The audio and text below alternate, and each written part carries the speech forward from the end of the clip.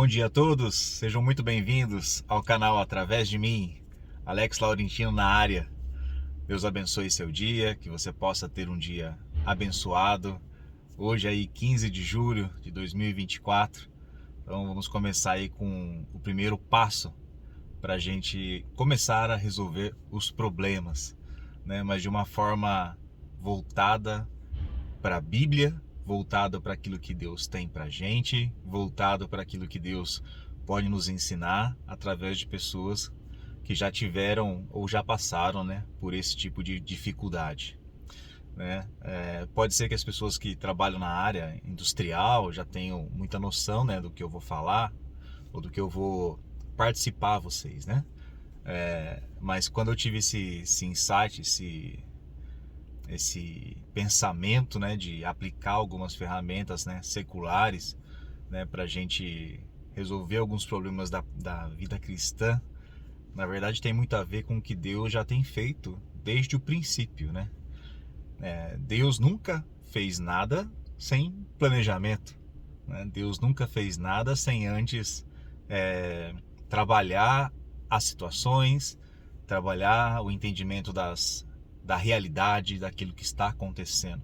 Deus nunca ignorou os fatos, né? Antes de construir, de desenvolver, de montar, né? De criar, né? Então a criação, ela foi planejada, ela foi ordenada, né? Recentemente a minha esposa Camila, ela pregou sobre isso, né? Sobre o jeito que foi criada a Terra, né? A forma que Deus criou, né? Os espaços que foram deixados, né? Até a questão da nossa atmosfera, da gravidade, tudo foi pensado, planejado, né? Então Deus começou. Se você planeja bem hoje, você não planeja nenhum perto daquilo que Deus já planejou um dia, né? Se você imaginar todos os cientistas aí que trabalham, né, buscando descobertas, buscando entender como funcionam as coisas, Deus nunca disse que você não conseguiria descobrir como a matéria se formou, por exemplo, né? Mas é um nível de conhecimento muito avançado. E para você chegar num nível de descoberta deste, você precisa também de planejamento, assim como Deus fez desde o princípio, né? A Arca de Noé, por exemplo, né, que é um símbolo importante para o cristianismo, né, para a humanidade como um todo, justamente a construção dela, ela partiu de um planejamento, né? O planejamento ali, ele surgiu em cima dos mandamentos de Deus para Noé, dos mandamentos, das ordens, das direções, né? E é óbvio, né? Se Noé não tivesse seguido a risca, com certeza o navio teria afundado, né? Então, o planejamento envolve isso, né? Não é somente planejar para fazer. Para você planejar algo na sua vida, primeiro você precisa entender qual é a situação atual, o que está acontecendo.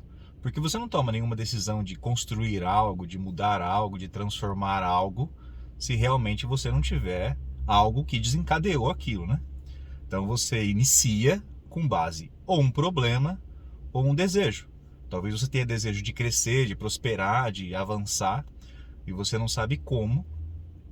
E justamente, se você não parar para refletir, não parar para planejar, não parar para organizar as ideias, você não vai chegar em lugar nenhum, né? E pode ser que tanto na vida cristã quanto na vida secular, você tenha essa dificuldade. E você não percebeu que você deve parar, planejar, estruturar e depois executar, né? Seja uma ministração, seja uma forma de você conseguir algo para sua casa, para sua família, seja uma viagem, seja um conserto, né, de alguma coisa que está quebrada na sua casa ou dentro de você. Tudo isso precisa que você faça uma autoanálise ou que você analise o problema, né?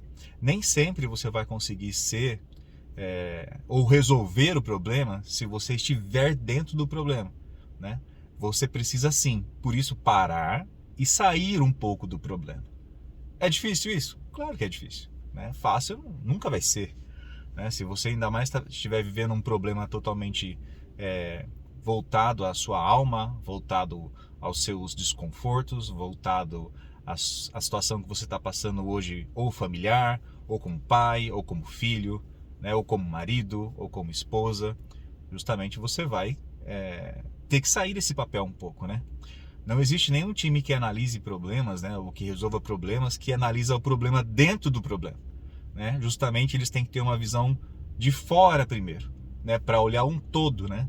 Esse todo o que seria? Como que eu cheguei ali, né? Como que eu fui parar ali, né? Então, Deus às vezes nos fala isso e a gente não aceita, a gente não entende, porque nós temos essa dificuldade de aceitar o erro, de aceitar que você tomou uma decisão ruim, de aceitar que você não quis seguir o passo a passo para chegar no resultado que você esperava. Então, isso vem do humano, não vem de Deus, né? Deus não tem essa necessidade de tempo, Deus não tem essa necessidade de imediatismo, Deus não tem essa necessidade de ter uma vida saudável, Deus não tem a necessidade de comer, de beber, mas nós humanos temos. Então Deus nos deu as necessidades para a gente tomar as decisões. A mesma coisa a alimentação, né? Se você pensar assim, se eu me alimentar mal, qual vai ser o resultado, né? Se eu não ouvir o que Deus tem para dizer e não seguir, porque eu não ouvi, qual vai ser o resultado? Se eu não acreditar em Deus, horas, você pode não acreditar em Deus e chegar um momento que você vai estar de frente com Ele. E aí, a dificuldade vai ser explicar por que que você não ouviu Deus falar, né? Por que que tudo que você observou nesse planeta não te levou a entender que não foi o acaso? Porque as pessoas acham ainda, né? Julgam que o acaso existe, embora a ciência já discuta muito sobre isso, né? Sobre o acaso existe, mas tem uma explicação. Ué, se tem uma explicação, ela tem um limite. Esse limite é qual? É o limite da sabedoria humana. Justamente, quanto mais sabedoria você adquirir, eu volto a dizer como no começo, você poderia começar a explicar até a matéria. Como que Deus desenvolveu a matéria? Poxa vida, né? Será que um dia a gente vai saber disso? Com certeza saberemos, né? Mas pode ser que na nossa limitação humana não seja possível. E quando a gente estiver ali com o Senhor, talvez ele tenha uma sessão de explicação para a gente, né? Para a gente descobrir aquilo que a gente sempre quis saber. Aquele cientista dedicado sempre quis saber, não conseguiu, né? Mas volto a dizer, né, sobre o planejamento, né? Eu me lembro bem quando eu me converti lá em 99, que eu tentei levar a minha família para a igreja, né? A minha família para o Senhor. Poxa, sem querer eu já tinha me adentrado à parte de planejamento, né? E nesta igreja que eu participava, nós iniciamos uma campanha de família e nessa campanha de família você tinha que fazer um painel da sua família. Esse painel dizia o quê?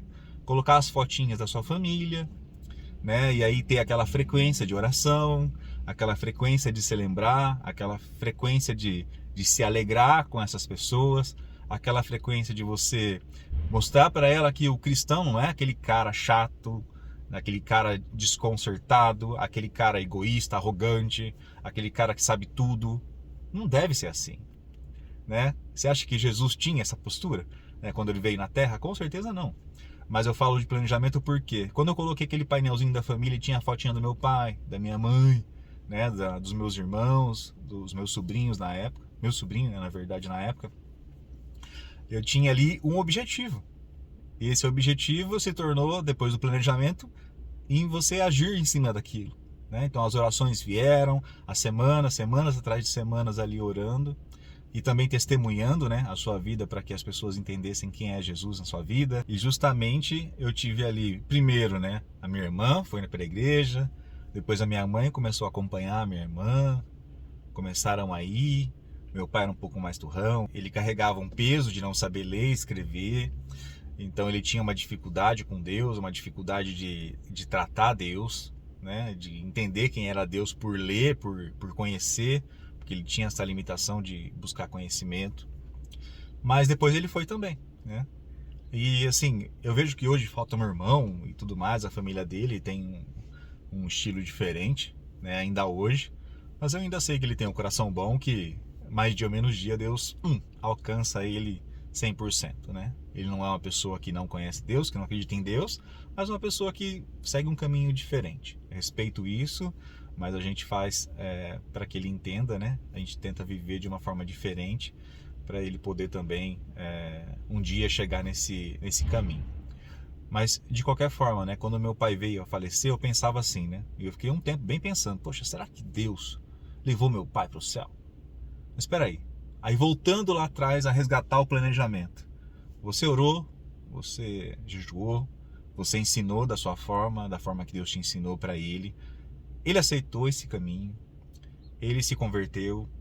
Ele tinha alguns pecados? Claro, todos temos pecados. Ele tinha alguns erros? Claro, todos temos erros, né? Mas eu lembro que na última semana ali que ele estava acamado, teve essa situação, né, da gente enfrentar a situação da doença, mas não da incerteza. Poxa, eu não vou ver meu pai aqui, mas vai chegar um momento que eu vou encontrar ele.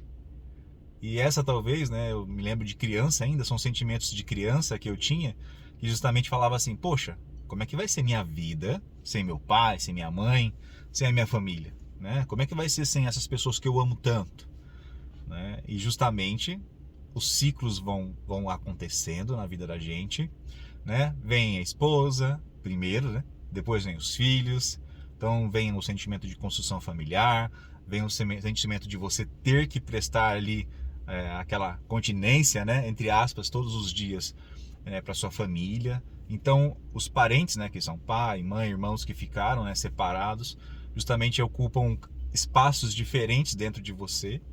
E você começa a entender que, poxa, meu pai e minha mãe, mesmo que eles não estejam perto, eu quero estar com eles ainda. Ou quero que eles estejam bem. E como estar melhor do que estar no caminho do Senhor, do que estar na casa do Senhor, do que estar em um lugar bom, né? Independente, poxa, não curto igreja, não gosto, não acho legal. Mas pensa, onde você preferiria encontrar seu filho? Dentro de uma igreja ou dentro de um bar? Ou dentro de uma casa noturna, né? Tendo acesso a tantas coisas que estragam a juventude. Ou dentro de um computador, dentro de um celular, focado numa coisa que está tirando ele desse mundo, né? E uma das coisas, embora Deus não tenha tempo, né? Então você nem sabe quanto tempo Deus demorou para planejar a nossa existência. Mas de fato, você imagina que não deve ter sido um pouco de tempo, né? Deve ter sido, para ele, razoavelmente indiscutível, que não tem essa razão de tempo. Mas pra gente, imagina você, né? Você pega um engenheiro aí que vai planejar um carro, ele demora 2, 3 anos aí para planejar um desenvolvimento de um carro. Agora imagina você planejar o desenvolvimento de uma árvore. Desde você formar a semente, desde você imaginar como que as raízes vão entrar na terra, que tipo de nutriente que vai ser alimentado pelas raízes, como que ela vai se alimentar, porque ela vai se alimentar de água. Então, peraí, que nutriente que ela vai tirar da água, vai se alimentar da terra, que nutriente que ela vai tirar da terra, criar esses nutrientes, colocar esses nutrientes em prática ali na existência, e depois esse material orgânico começar a interagir com aqueles nutrientes, começar a semente realmente, né, começar a brotar, a crescer, né? Como que eu vou manter ela de pé por tanto tempo? Qual vai ser a resistência daquela árvore? Né? Como que ela vai sobreviver? Que fruto que ela vai dar? Por que ela vai dar esse fruto? Que gosto que vai sair desse fruto? Então você imagina todo esse planejamento. Você acha que foi pra gente, se fosse um humano, né, que só consegue talvez depois de 2, 3 mil anos aí fazer uma árvore transgênica, né? Uma árvore que você consegue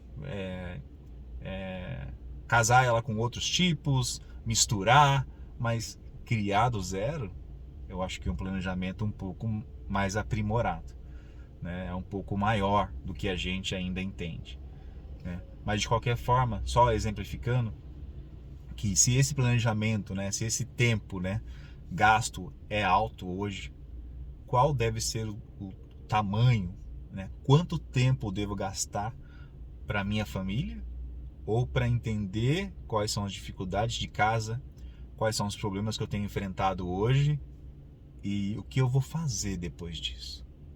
Quem vai ser eu depois que eu entender a situação que a gente está hoje. Então, de qualquer forma, né, o dia de hoje, né, é para a gente refletir nesse P. Pensa no P de planejamento. Pensa num P de planejar. Pensa num P de estruturar.